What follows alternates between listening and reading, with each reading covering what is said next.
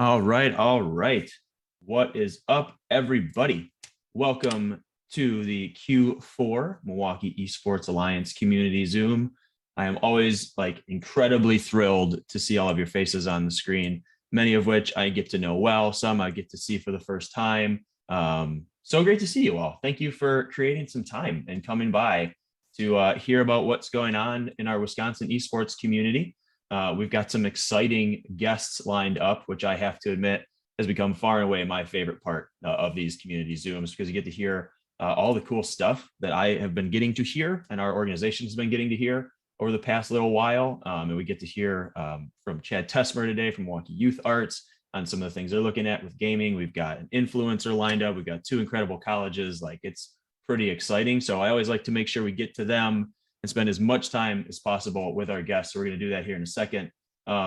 Just always like to say thank you. So we are sponsored. This community Zoom is sponsored by an incredible partner, Verizon. You've likely heard of them.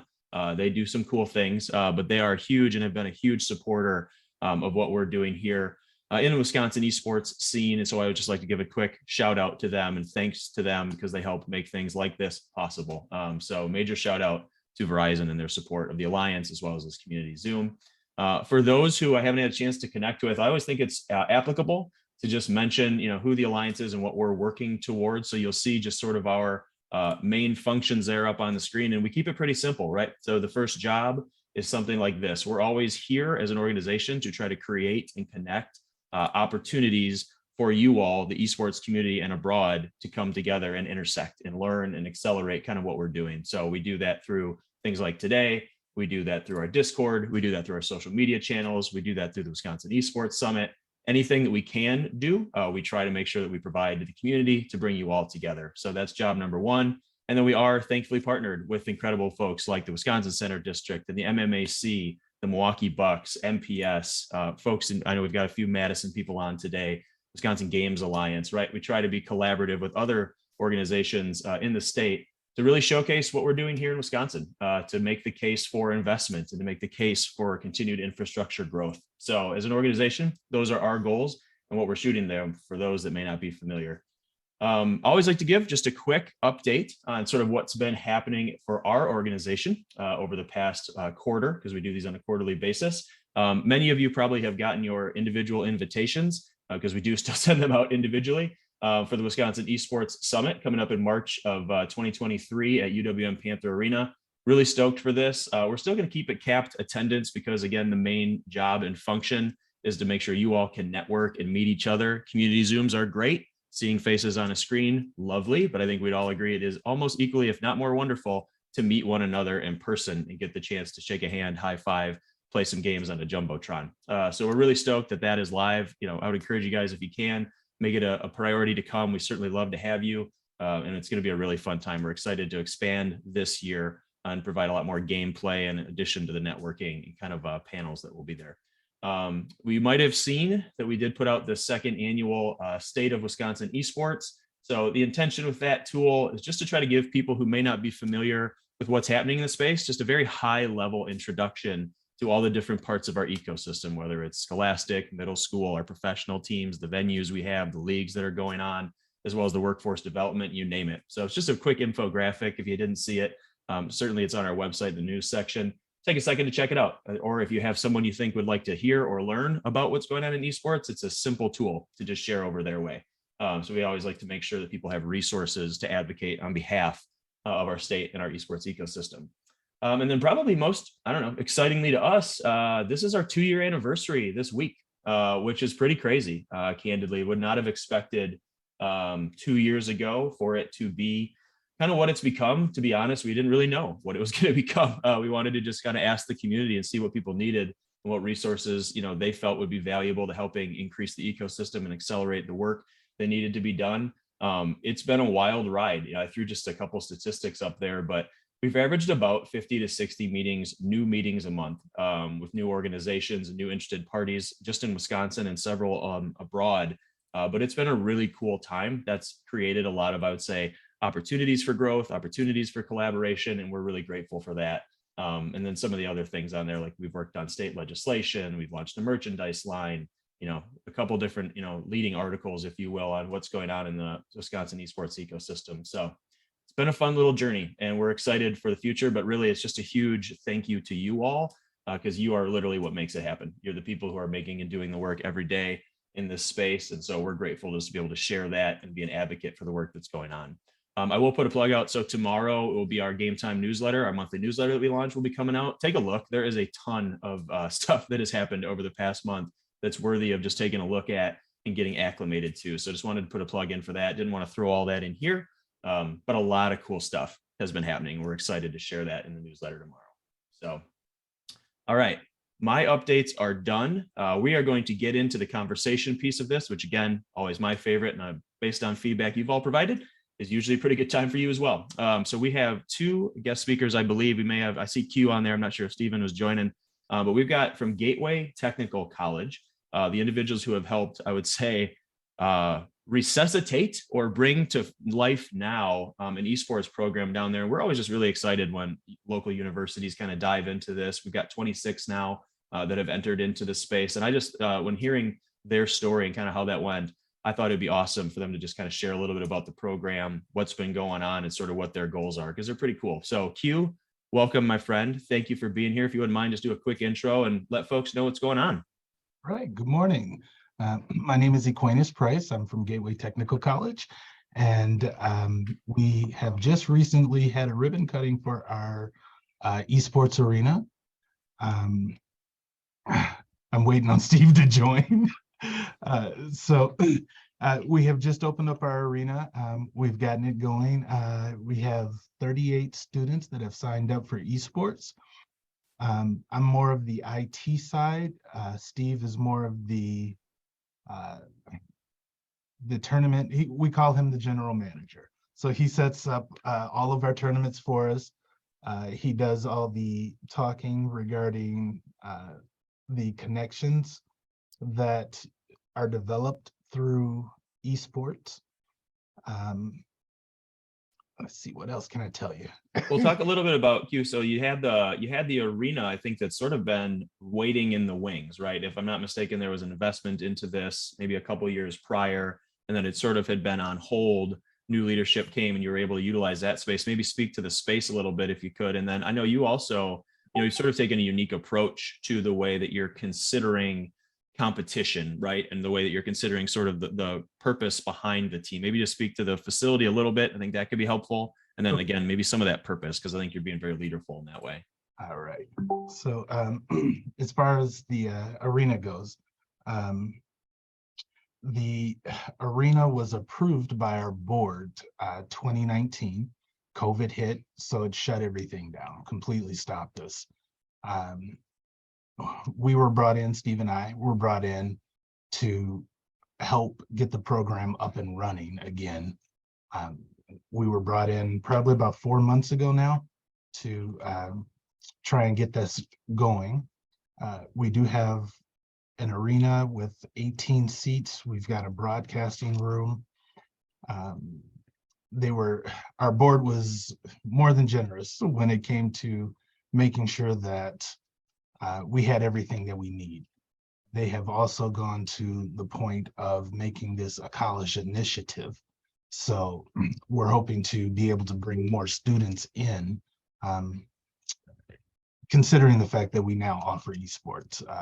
We had a few other students who had expressed interest in attending Gateway, but we didn't have an esports club at the time. So now that we've got it, we are up and running and trying to make things happen.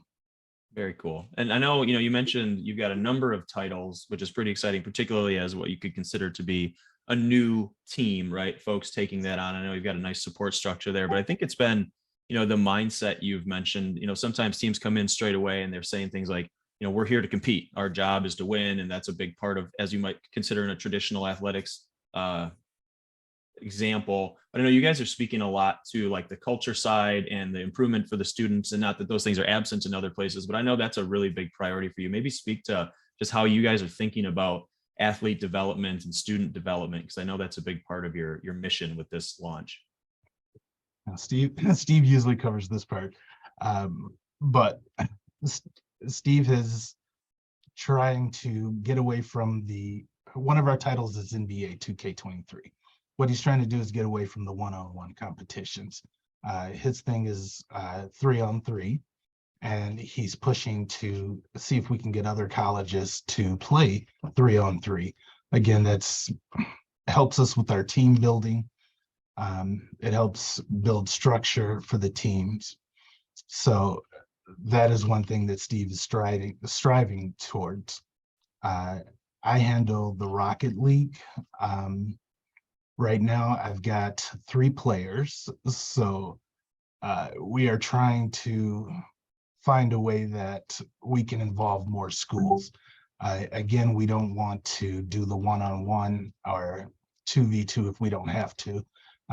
Preferably 3v3 so that we can, again, build that team building that is missing because we do not have a sports team at all.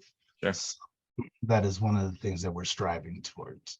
No, that's cool. Well, and you've done amazingly in the absence of Steven, so no worries. And I appreciate you just kind of sharing that because, again, we get the chance to see a number of different ways of doing it. And I think both from the facility investment, which was made, which is very cool, as well as the mentality of the team. I just thought it was something worth sharing. So appreciate you being willing to just kind of to share that story. And, I always encourage folks, if they're willing, drop your email in the chat thing if people want to reach out.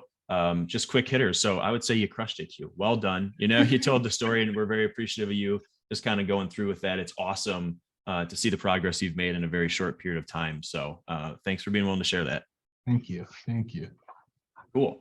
Well, we'll keep going because we got lots of exciting news to share. I'm going to toss it over now to a face that many of you may know. I've gotten the chance to and appreciate having known him for a while now. Kevin Palmer is the director of esports down at Carthage College. And Kevin, of course, you have lots of successes as a team to share. But one of the things that I wanted to have you in particular was just do a quick introduction for those who might know you. But then you're in the midst of launching an event coming up here in January. I thought that it'd be cool to hear you share about it. But I've also enjoyed the way that you've spoken to the why behind it, both from a pricing lens as well as the need for it. So maybe just introduction and kind of speak to what you're doing and sort of why it's really relevant to our region. And we're grateful for that. Yeah. So my name's Kevin Palmer. I'm, like Brandon said, the director of esports at Carthage College. This is my second year at Carthage. Prior to this, I was a nurse in the Army and a high school teacher down in Texas, coached women's soccer and baseball and built an esports program down there. Been in the esports world for a while, and I'm excited. Wisconsin's got this accelerated growth mindset. The whole Great Lakes area does, but Wisconsin's really taking the charge. And to piggyback on that, we are doing an event called the Rocket League Showcase. And so if you're familiar with traditional sports for high schoolers, when they're trying to get recruited, there's always tournaments and things like that where there's a winner, but that's intimidating to the world of esports. And there's a lot of students who have the talent to go play maybe even at the club level for your colleges, and they don't want to go do these tryouts or these tournaments because the word tournament, just they know they're not going to win. And so we're going to be hosting the Brandon, can I share screen? Is that a thing? I suspect you can. Yep. So we'll be hosting the our first annual Rocket League Showcase for all skill levels for any high schooler from any state. All colleges are welcome to come. And what we're going to be doing is, just letting students showcase the talent level that they're at and let coaches get a chance to both see them, interact with them, and then actually get coached. So in between their games, this will be kind of a Swiss style scheduling. So they'll play someone with the same record each round to try and make sure skills are going against one another at a level game. So it is a good match. But coaches will be able to jump in and, interact with some of these players and say like, hey, this last match, the rotations weren't that well executed. Let's try and, make sure our third man's back, and kind of giving them that little bit of coaching and see if we can, foster a relationship between the player and the coach early. So that's one big thing that we're pushing right now. And we're trying to get 14 teams is the goal for the first one. If we get more, that's great. But colleges, like I said, are welcome. We're going to also be doing on-site admissions. So students are going to be encouraged to bring their transcript with them, and then we'll have a Carthage admissions representative and they can get accepted to Carthage on the spot. So that's another cool thing that we're going to kind of tie in. But yeah, other than that, Carthage, we're rolling right along on different things. One thing that we do, and we've kind of grown with being known for, is our media presence. We try to make it as much like traditional sports as possible, with the hype and the energy, and it builds more excitement for the players, for their parents, and that's ultimately where you got to go. Parents, no matter what level of sport it is, even all the way up to the NBA, are still the backbone of those athletes.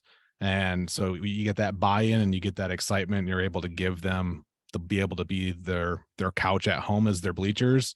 It's a cool thing. So I got one other thing to share. Then this is completely student built. Where to go? Is this it? Hold on one second. I think it's because it's full screen that's not popping up. Yep, that's why. So yeah, this is a student built, and really something cool that we are able to do. And this is just a little hype video that we have. We play this every stream.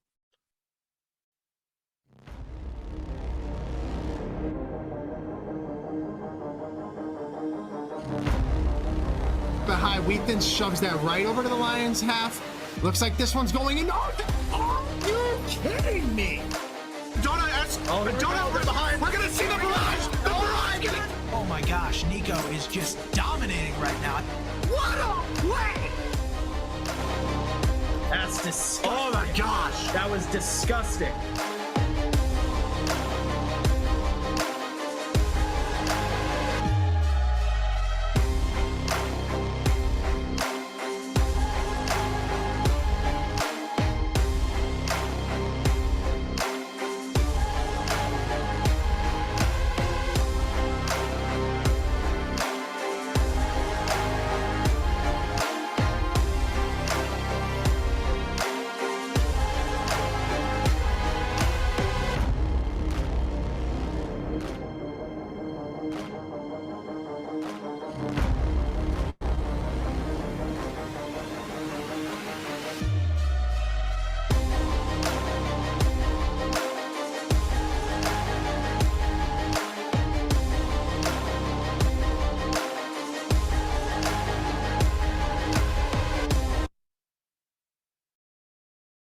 That's sweet.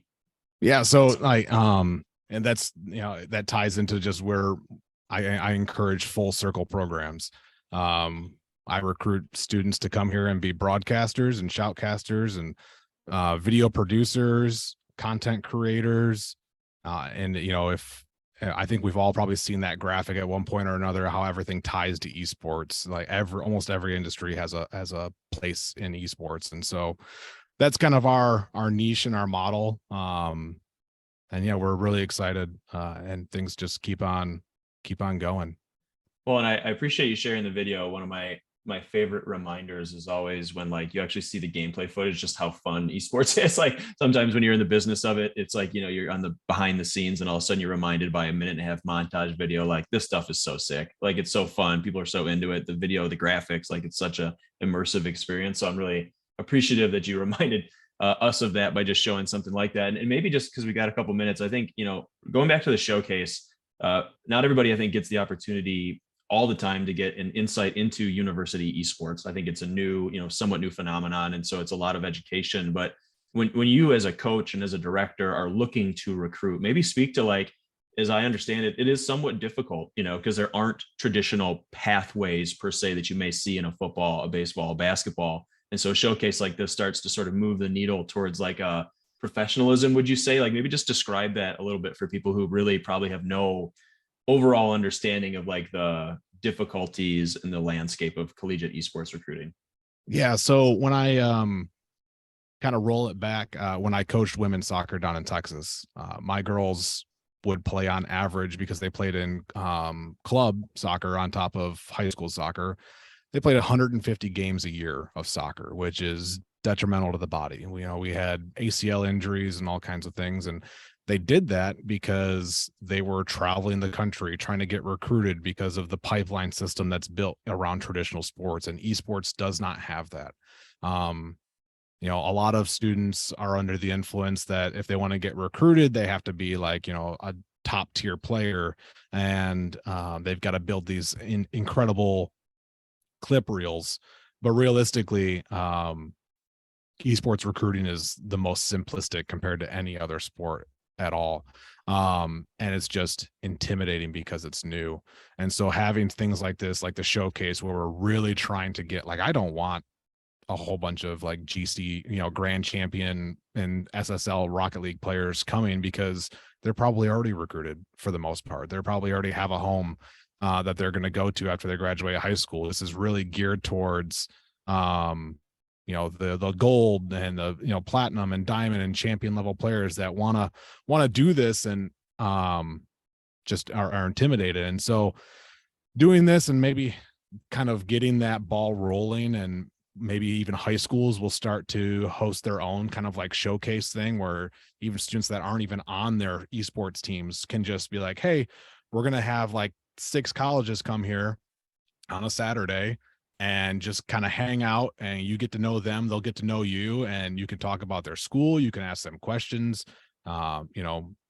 For coaches that do come, bring some athletes. That's honestly the best conversations that happen for a recruit. And so just kind of finding that merger of traditional sports and what those things do, and then finding the easement of esports is something that we're trying to, push through.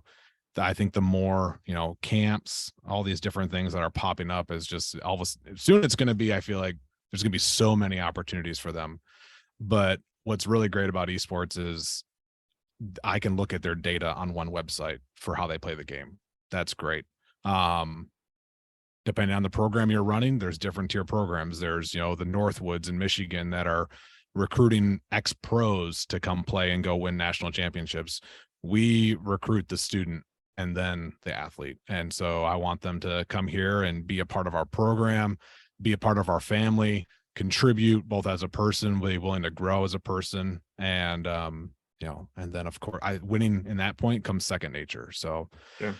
Yeah, there's a lot of tie into it, but no, we're hoping this really kind of gets the ball rolling and more people jump on board. I don't want to be the only one hosting showcases. I want this to be like where, I've got a team from Michigan and a team from Ohio registered for this showcase.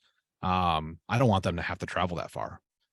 I think I was talking to Austin at the WCRL thing, and he said that there's a recruit he's talking to that's from Virginia, I think, that wants to potentially come up for the showcase. And it's like, all right, these kids shouldn't have to go that far, unless they want to, but it shouldn't be out of, an absolute necessity.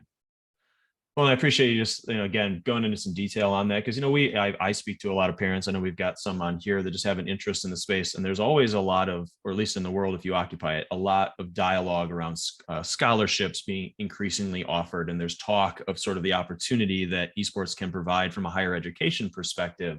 And I think it does all sound good. And I would say it is true, but I also think it's important to see from a coach's perspective, from a director's perspective, like what it looks like for you all when it comes to where should these, kids go, where should people participate. So appreciate you just having some dialogue on that, because I think it's relevant and not everyone gets exposure to that. And we had a lot of good comments from, Austin, and we got Dylan in there. So it's cool to see. I do agree it's growing. But thanks for being part of that. And, congrats on always the success that Carthage is having, and just in general, thanks for being a part of that. Yeah, no, I appreciate it. And just one plug too. In esports and parents, how you touched on that. I've got a couple of parents that are like the soccer moms and things like that. Esports needs that, like, push those parents to be those crazy involved soccer parents. I got one dad, every playoff match for Rainbow Six last year, got the team whatever they wanted, or like we just took the team order and brought Taco Bell or brought McDonald's, or, you know, not the best food, but you know, did those things, and like that builds that camaraderie. So yeah, really work on that back end. Parents, you want to be involved, I guarantee your coaches won't turn you away. Very well said. No, that's great. Well, cool, man. Thank you. Thanks for being here. Thanks for sharing. And I think it actually parlays well into the conversation we're going to have now with Chad Tessmer of the Milwaukee Youth Arts Center. And I say that, Chad, welcome, by the way. Great to see you. I had to put your slides up because I make these incredibly graphically designed slides, so better not lose those. You know, when we first got the chance to connect, and I was just learning about the Milwaukee Youth Arts Center, which I'm hoping you'll be willing to share a little bit about here as well, so that people can continue to get educated on what you do. I think we talked a lot about parents. We talked a lot about involvement in students and other disciplines, and how you were thinking, hey, you know, what might gaming look like as an institution like ours? And really, you know, we're going to have some chatter here, you and I, just about kind of what you're doing and how we had discussed that. But really the purpose of this section, just as a reminder for everyone, is, hey, we have a community resource that's raising their hand and saying, this is an interesting prospect to us. This is something we think could be a part of our future fabric. And we don't know what we don't know. And so I like to make sure that the only voice they're hearing is not just mine, but all of you who are the real experts in the real community. So Chad, welcome. Quick intro, and maybe just give some background on maybe how we got here. Yeah, thanks so much for the opportunity, Brandon. What cool stuff is going on in this space? It's the hype video alone has got me going. Yeah, thanks for the opportunity to talk. As you said, I'm Chad Tessmer. I'm the executive director of the Milwaukee Youth Arts Center. I'm all of 4 months into my gig, so what little I know about gaming, I know almost less about my day-to-day job. So bear with me as I punt. But the Milwaukee Youth Arts Center, MIAC affectionately, was founded in 2005. And it was, the story is actually really similar to some of what y'all are talking about here, which was, it was founded in collaboration between First Stage Children's Theater and the Milwaukee Youth Symphony Orchestra, who were sort of on the rise. They were organizations whose trajectory was really only infringed on by available space and available resource. So they sort of came together and they built a collaborative model, recognizing that they complemented each other very well in terms of usage and programming, and launched a community campaign and built the Milwaukee Youth Arts Center. Located on the corner of MLK and Walnut, so we're legitimately at what I think of as Milwaukee's intersection, right? It's truly the intersection of 4 very unique communities in Milwaukee, from the Deer District to Schlitz Park to Bronzeville to Halyard. It is a vibrant and often misunderstood community. And what we do is we provide a destination for collaboration, for creativity and capacity building. We serve as the home for First Stage and MISO, but we also provide space to program partners like DanceWorks, Milwaukee Children's Choir, and really anyone who's in the business of creativity in youth spaces. And all of which is to say, what I really believe we're in the business of is we're in the community center business, right? We're in the community business. And every community center in the history of ever has been sort of grounded on an identity. And sometimes that's geographic, like the Oak Creek Community Center. Sometimes that's ethnicity, like the Jewish Community Center. Sometimes that is identity, LGBTQ Community Center. So our community center happens to be grounded on youth arts. And over our last sort of say 17 years of service, we have really declared and defined what youth arts means, right? We have said it means performing arts, and it means sort of, we deliver the content in terms of traditional theater, traditional, symphony, traditional dance, traditional whatever that might be. And as I'm onboarding into this work, and why we're having this conversation is, I'm starting to ask the question of how, 2 questions really. One, how do we lift up the voice of the youth as opposed to just providing content to young audiences? How do we encourage their delivery of their own content and their own voice? And 2, how do we wrestle with the reality that young audiences are expressing creativity differently than they have in the past? And that's where sort of gaming to me sort of fits in as an opportunity area, because I'll tell you what, I got 4 boys at home, Brandon, I think I shared this with you, and almost none of them are participating in traditional performing arts. And yet I would tell you that every one of them is participating in theater. because my youngest right now could not get out of the world of FIFA 23, right? And what he's doing there is he's doing character development. He's doing costume design.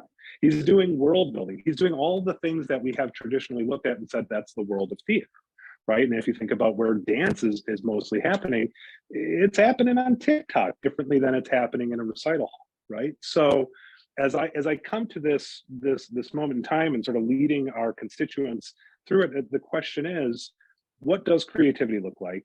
And is there an opportunity for us as a destination with almost 150,000 square feet of high quality, activatable space? Is there an opportunity to be of service to multiple communities and to provide an on-ramp to young audiences who are looking at it going, I don't want to do plays, but I do Rocket League, right? And that's community building in a creative way.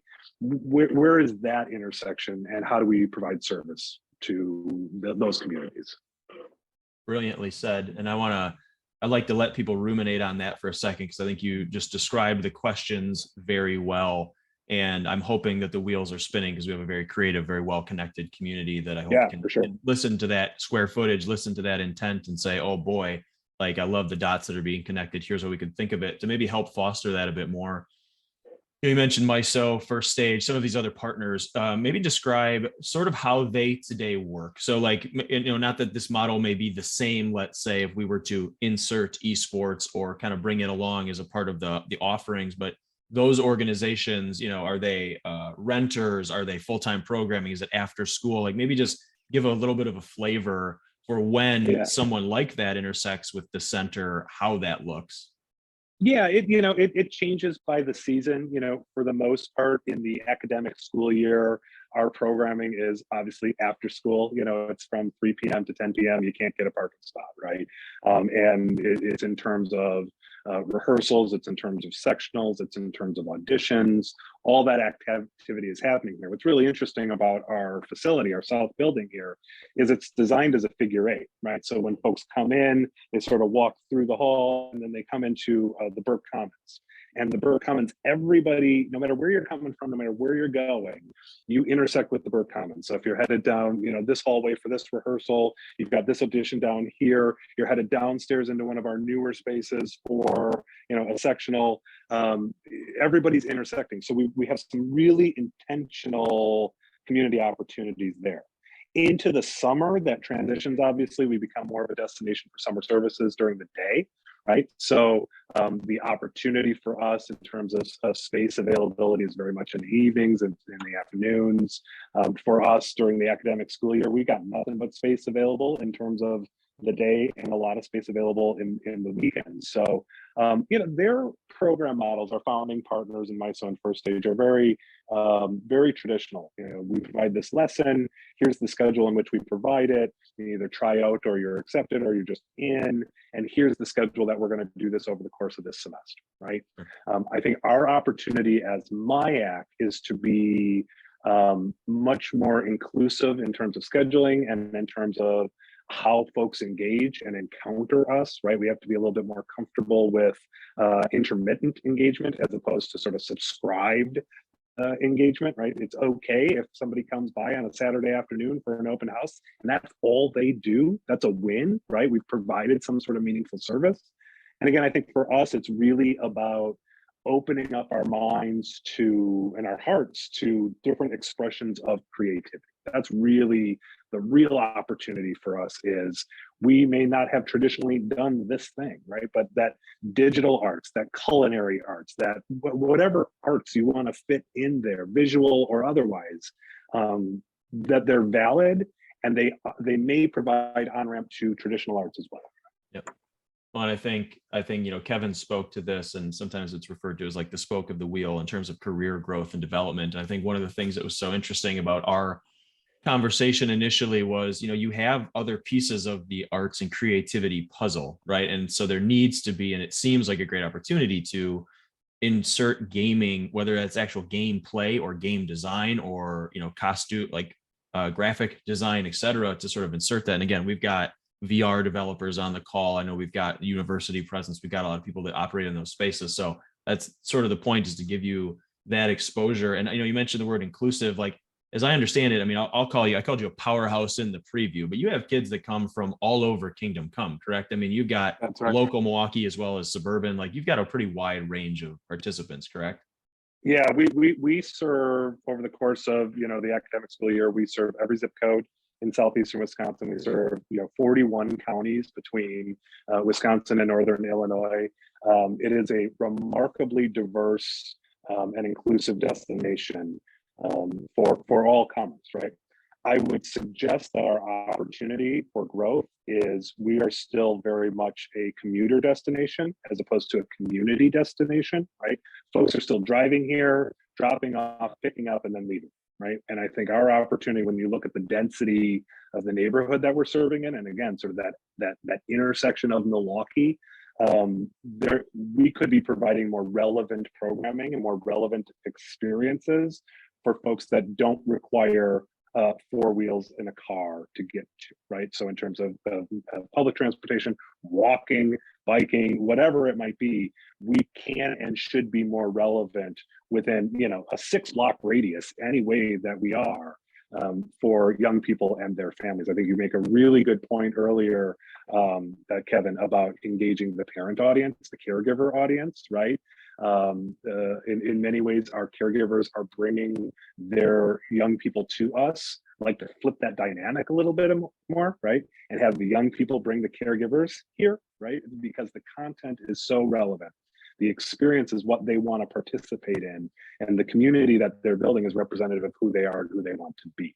And so changing that dynamic from community to community and who's sort of driving that transport is really important to me over the coming years. And that's where I sort of look at what y'all are doing and saying, boy, can we be a destination for that? Can we be a safe space for that? Can we provide a venue or an audience or capacity for the type of community building you're doing? Because there are parallels and sometimes there's just straight up overlaps. Yep. Well, awesome.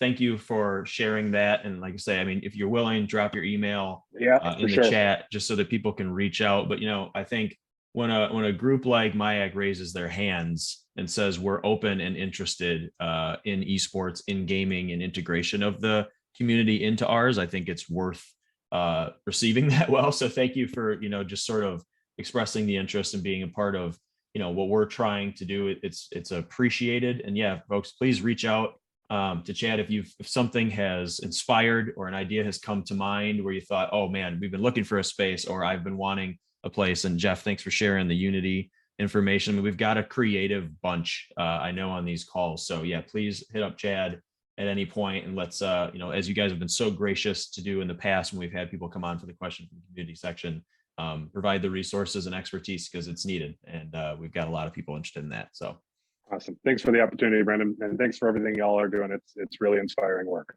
Awesome. Well, thanks, Chad. Okay, which brings us to our last section, one of my favorites always too, which is our sort of story time. Get a chance to meet someone who's in our gaming community and doing some cool things. So we have joining us today, Taylor Weigert, or Taylor Rose, as she is known more in the online spectrum, joining us from California today. So thank you, Taylor, during your busy schedule to come in and have a conversation. We had a chance to connect, I don't know, probably like sometime last year. And I was inspired by your story, which is why I'm hopeful you'll just be kind of open to sharing, hey, where you were and how you got to where you are, because it's pretty impressive and pretty cool. But also I think, the purpose of these calls is to show the diversity of how people are engaging. So you've had the chance to hear a couple university stories. You just got to hear about a Milwaukee Youth Arts Center's interest in the space. And now you get to hear from one of Wisconsin's most prominent, I'll call it influential gamers that, is kind of doing it full time as a job. And so, yeah, Taylor, welcome. And if you wouldn't mind, just kind of, do the intro thing, who you are, kind of your story, and what you got to and what you're doing. Well, thank you, Brandon. My name's Taylor Rose, as Brandon said. 22 years old. I went to Iowa State. I've played video games ever since I was little. I have a whole bunch of boy cousins, so that was the only way that we could really hang out. So I kind of grew up on first-person shooters like Call of Duty and like Battlefield and stuff like that. So I always played video games my entire life, but also a big part of my life was soccer. I played soccer for 17 years. I was lucky enough to be able to play at Iowa State, which is a Division I school. So that was really cool. I graduated in 3 years with journalism, mass communications, and I minored in business. So it kind of ended up being perfect for what I'm doing now, which is full-time streaming and content creation. So I stream full-time on Twitch and then have, an Instagram, YouTube, and stuff like that that I post to, TikTok as well. But yeah, so I do it full-time. I mean, right now I'm in California. I'm working from here, which is nice. But I kind of just travel around. This is not my normal streaming room. But yeah, I mean, I don't know what to say. No, that's cool. An intro is perfect. And so the reason we got down to this is originally from Wisconsin. You do spend time, or you have a residence right outside of Milwaukee typically. So that's kind of the local connection that we had made. But I think one of the things that was sort of inspiring about the way that you were approaching it is, I think, at least as I was learning about, let's call it the full-time streaming influencer space, sometimes it feels like it can be sort of haphazard, like from an outsider's perspective, like just sort of flippant, doing whatever. But you're really meticulous about, again, the channels you choose, the message that you put out, the content, the frequency, and maybe just speak to like sort of how you've evolved that, because there's no real blueprint, as I understand it, to like, hey, I'm going to be an influencer. I'm going to like have 1 million views on multiple different videos and 100,000 followers, whatever it is, but you've had to really craft and create that pretty professionally. Maybe speak to that, just kind of what your process has been and why it evolved that way. Yeah, so you're totally right about that. There is no like general or specific guideline, I should say, on how to do it, which I think is great about it, but that can also be super stressful. When I first entered this, it was when COVID hit, and I was in my last year of college, so I had a whole bunch of free time because I was done with soccer. So I was like, you know what, I'm going to try streaming. Had no idea what it was, didn't know anything about it. I didn't even watch streamers. And I just kind of threw myself in there. And then it was just like a whole bunch of research once I started getting into it and thinking about on the content side of things, like, okay, what videos am I scrolling through on TikTok that I stop and I watch, or what compared to the ones that I just scroll through because I have no interest in them. So it's kind of doing that kind of research and then putting your own spin onto it of what you want to promote and the things that you want to show to your audience, which can be super, I mean, it's like building your own brand, your own business, as I'm sure a lot of you guys know, Brandon. But it's super overwhelming. It's super time consuming, but I mean, it allows you to do a whole bunch of things. Like right now, I'm just visiting California for like the month. But I'm trying to escape the Wisconsin winters as much as I can. But yeah, it's a lot of research, looking at different content, stuff like that, making connections within the space, reaching out to other streamers. I mean, I was just at TwitchCon in October, which I got to meet a whole bunch of amazing people, streamers, people who have watched my streams and stuff like that. But I think the biggest thing is like learning there and seeing bigger streamers than me, and seeing what they're doing, what's like, how can I, maybe reach that level in the future. And maybe speak to that a little, because I think the TwitchCon thing I thought was interesting. And I know you go to these things in different cities, and obviously you get a chance to network in that community. I'd be curious, because again, most folks don't, most of us are just consumers of this content. What have you been seeing? I guess if you'd be willing to share, like how has any interesting conversations you've had recently about sort of how the content is evolving, even maybe things you've seen yourself where maybe you started here doing X content, X games, X time, and it's evolved to maybe where it is today. Anything you'd share there, just for people who might not know, how that feels or what that looks like? Well, TwitchCon was the first convention I've ever been to, because I started streaming when it was COVID, so those were canceled, so this year was the first year I got to go. So it's I kind of just threw myself in there and immersed myself. I didn't come with like any questions or meaning to like reach out with any like specific brands or companies. And I think just like learning that and seeing how other people prepared, or like, kind of building like an in real life resume for yourself. I don't know. And then just seeing that the content that people made while they were there also kind of spoke to me too. and just seeing how those people carry themselves, I think it was super eye-opening to see that, meet those people, and good and bad, you know what I mean? Yeah. But it was a really cool experience. And I definitely think I'll go back again and learn from, what I saw this time, and maybe come more prepared business wise. Sure. Because there was so many people, big streamers walking around, even just to introduce yourself there, but also like companies and brands that were there too, that I thought was really cool. Well, maybe let's talk about the companies and brand side of it, because I know you've got a few sponsorships. Maybe you can speak to kind of those, but it's your full-time gig. Like, this is what you're earning a livelihood and kind of like making a career out of. What would you say, or what would you share on the sponsorship side? I mean, is it something, because we've got gamers that join things like these, like how has that evolved? How have you chosen to sort of partner, and with whom, and how has that been so far? Well, I think one of the hardest things that I always run into is vetting the people. You know what I mean? So if there's like a brand or business or something like that specifically specifies in that would be amazing, because there's so many scams out there. So it's like literally doing so much research, trying to find the name that reached out to you, trying to see the email, trying to find their LinkedIn, all of that. So I think that's what's really hard. But also I think a lot of people are under the misconception that these brands, like these huge brands, always reach out to you. A lot of times you have to shoot their shot, or your shot with them, because there are so many streamers nowadays, and content creators and people in the same space. And I got lucky with Zydex, which is a computer company that I'm sponsored by. They hooked me up with an awesome rig that's back home, and my gaming laptop that I'm on right now, which allows me to travel. I got to meet them in person, which was super cool. Because they had their own like little spot where they were doing like a giveaway with one of their PCs. But yeah, I think the biggest thing is reaching out to them. Gymshark sent me some clothing a few months ago.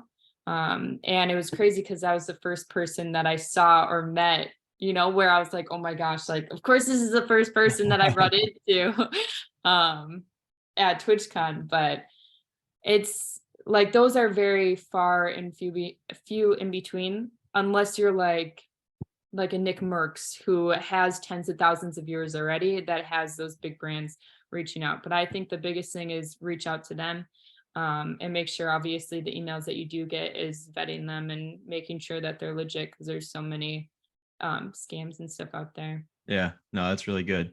Well, let's hit on the games a little bit. So I know you kind of mentioned what you played growing up, but what are you kind of hitting the most these days, and where are you thinking for the future? Yeah, so I got partnered. I initially started streaming. Most of my streaming career was at Call of Duty, and then the game kind of made me want to cry every single day. So I wanted to switch. So I switched to DayZ, which is an open world survival game. It's older, but I mean, it's still populated. The streamers in that space are amazing too, which I can totally appreciate that, because they're the ones that were sending me raids, giving me shout outs and stuff like that, which I think really helped get me partnered on Twitch, which is awesome. So right now I'm playing DayZ. The last few streams I've been doing like just chatting, which you can do anything on. I've done cooking streams in the past. I've done painting streams. And sometimes I just sit there and talk to my community. I think that's what I'm trying to build right now. Instead of just building my base off of one game, I would like to build it, off of the community. The Rose Garden is what we call it. And have just people there, whether it's just for me or whether it's for the other people who are in chat. I'm really want to have just the whole community vibe, because that way, no matter what game we play, people are having a good time and people are there for one another instead of just the game. Because me personally, I'm good at games, but I will never be like a pro or anything like that, because I more enjoy the communication aspect of it than the grindiness of games. So that's what I kind of want to build with my community. That's awesome. Well, thank you for sharing that. I mean, I think it's very cool to hear. Very often, I don't think people get the inside track, right? Again, you go on Twitch, you see somebody with 10,000 people watching. And I think a lot of times to an outsider, it's just like, what the hell? Like, how is this happening, or why? And so I think to hear you say, like, I'm very intentional. I do a variety of different things to engage people. The core goal is like authenticity and enjoyment and like a shared, kind of purpose. And I think that's really fun to hear. So I appreciate you being willing to just kind of share some of that stuff with us. You could put some of your socials maybe in the chat if you want, but like I said, I mean, you go ahead, folks, follow Taylor. I know I do, and I've learned more about DayZ than I would have ever cared to have known. I tried to play it myself and was terrified, so I pieced out on that real quick. But it's awesome. So I appreciate you being willing to just kind of share your story, and good luck because you're doing some cool stuff. Yeah, thank you. Hopefully I spoke a little bit to it, but You crushed it. Appreciate you. appreciate it. Thank you. Cool. Well, that, folks, brings us to the end of our scheduled programming. I'll share one more slide just because I love my PowerPoints. That's the millennial in me. But just, as I mentioned, so our Discord, I've been really enjoy our community there. If you're looking for the day-to-day, the chance to intersect with a lot of people who've been on this call today, or as well as others, hop in the Discord, introduce yourself, let people know your story and why you're involved and what you're involved with in the gaming space. It's a fun little community to be involved with. We've got news there. We've got streaming promos. We've got events upcoming. Just a very easy and organic way to sort of stay in touch with everything that's going on. And I always ask, hey, if you've got ideas or things you'd like to share, come through. Let us know. What else can we do as an organization? We're 2 years in, and all we want to continue to do is innovate and do interesting things to make cool things happen for the community. So with that, we're 7 minutes ahead of schedule, and I'll just say thank you all. Thank you so much for the time. Great to see the stuff in the chat, and have a great rest of the day. Hit us up any point, and we'll talk again soon. Yeah. Cheers. Thanks, guys.